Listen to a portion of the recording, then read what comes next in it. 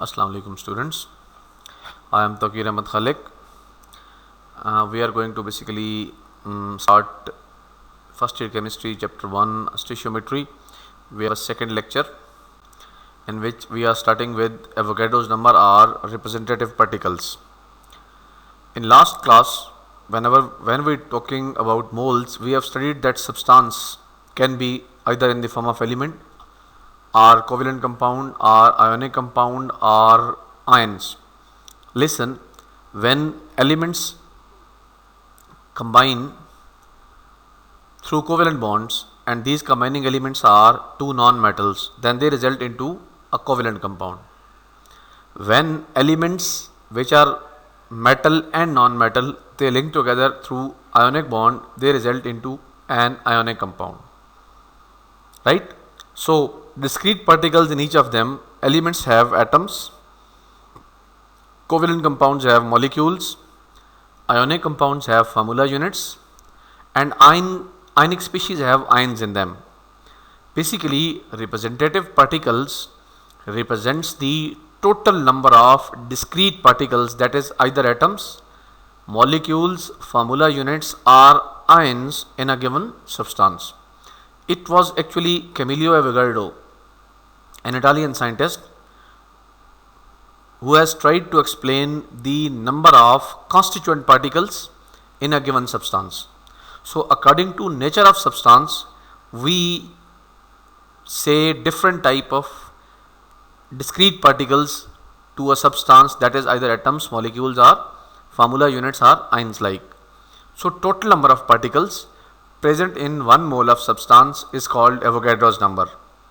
So, according to change in the nature of substance, that word particle will also change. For example, for elements case, we say that total number of atoms present in 1 mole of element is called Avogadro's number.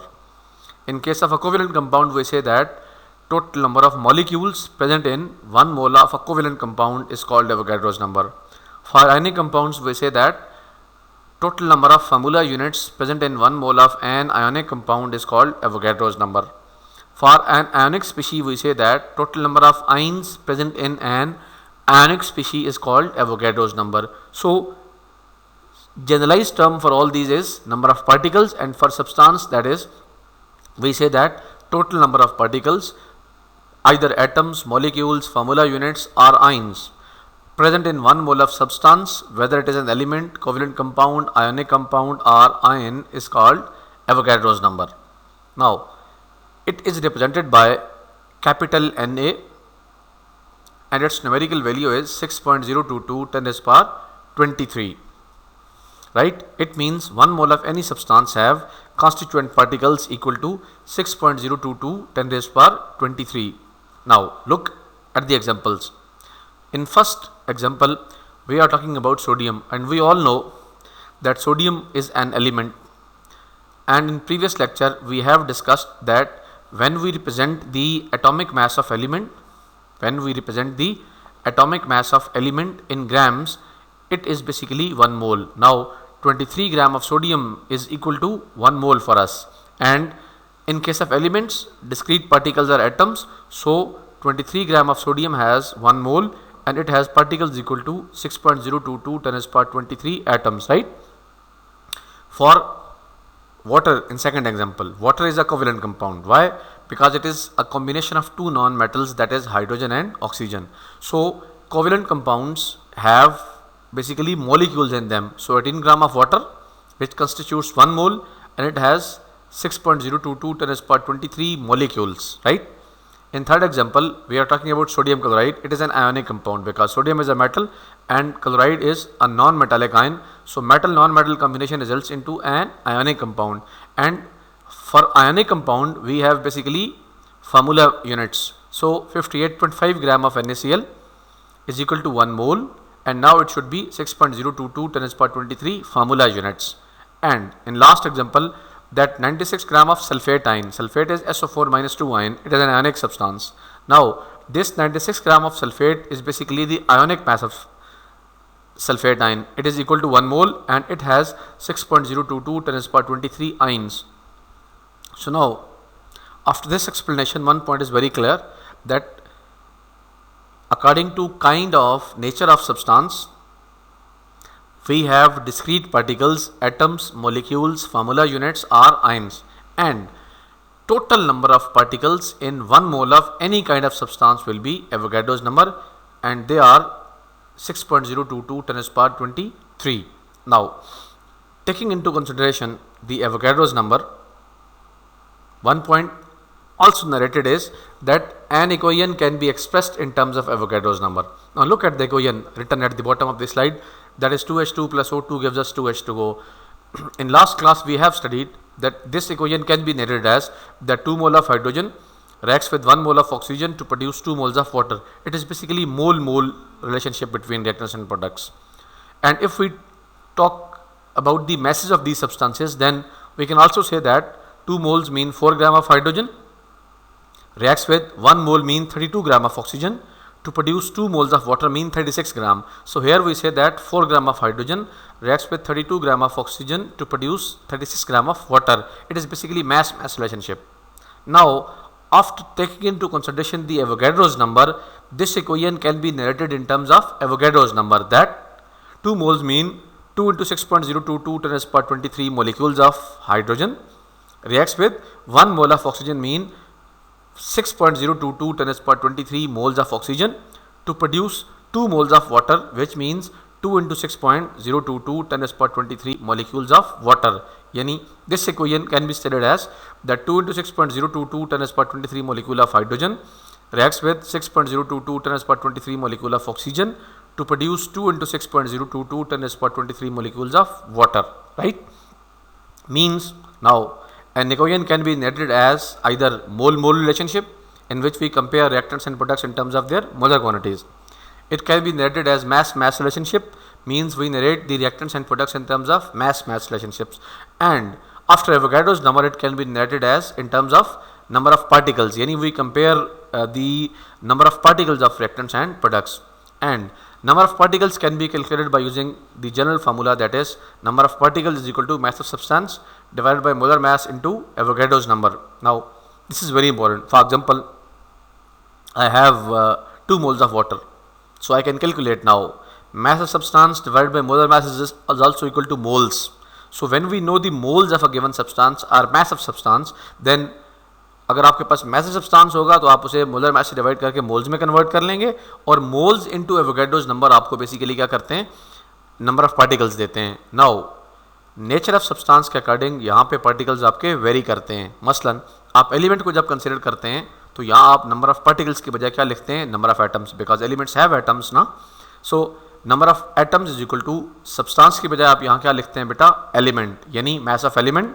और elements का जो mess होता है उसमें जो कि atoms होते हैं और आप उसको एटॉमिक मैस में लेते हैं तो आप यहाँ बोलते हो atomic mass into Avogadro's number, यानी number of atoms is equal to mass of element divided by atomic mass into Avogadro's number. जब आप किसी कोवेलेंट कंपाउंड की बात करते हो तो यहाँ पर पार्टिकल्स क्या होते हैं बेटा जी, नंबर ऑफ मॉलिक्यूल्स होते हैं. तो यहाँ आप लिखते हैं number of molecules is equal to mass of covalent compound, instead of substance we say covalent compound, divided by, क्योंकि कोवेलेंट कंपाउंड के पास क्या होते हैं, मॉलिक्यूल्स होते हैं और उनके मैस को आप मॉलिक्यूलर मैस लेते हैं ना, तो यहाँ आप मोलर मैस की जगह क्या लिखते हो, मॉलिक्यूलर मैस लिखते हो इनटू एवोगाड्रोस नंबर. यानी नंबर ऑफ मॉलिक्यूल्स के लिए फार्मूला होता है mass of covalent compound divided by molecular mass into Avogadro's number. For ionic compound what we have formula units instead of particles, so we say number of formula units is equal to mass of substance की बजाय आप क्या लिखते हैं, ionic compound, mass of ionic compound. और ionic compound के पास क्या होता है, फार्मूला यूनिट्स, जिनका मैस हम फार्मूला मैस में लेते हैं.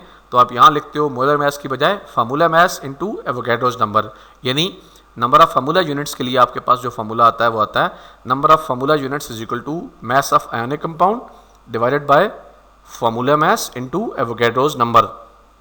और लास्टली जब आप किसी आयनिक स्पीशी की बात करते हैं like sulphate ion, phosphate ion, nitrate ion, chloride ion, तो वहाँ पर आपके पास पार्टिकल्स की बजाय आइन्स आते हैं, यानी number of ions is equal to, यहाँ पर सब्सटेंस की जगह आयनिक सब्सटेंस आता है या आयनिक स्पीशी आती है, mass of ionic species divided by, उनके पास क्या होता है, आयोनिक मैस होता है, divided by ionic mass into Avogadro's number. यानी नंबर ऑफ आइन्स के लिए फार्मूला बना number of ions is equal to mass of ionic species divided by ionic mass into Avogadro's number.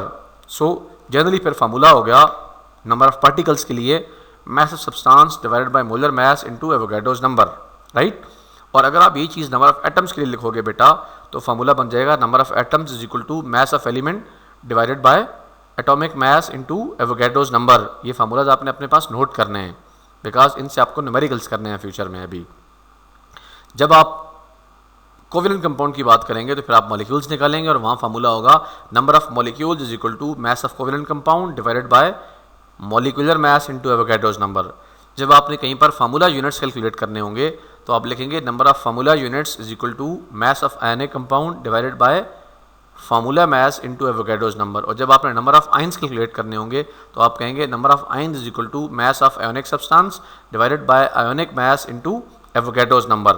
Now after introducing the Avogadro's number concept, the comparison between the reactants and products can be in terms of this Avogadro's number concept. For example, look at this equation. It is sodium chloride, an ionic compound.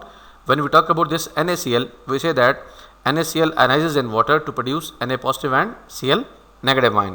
Here ionization reaction between of NaCl has occurred.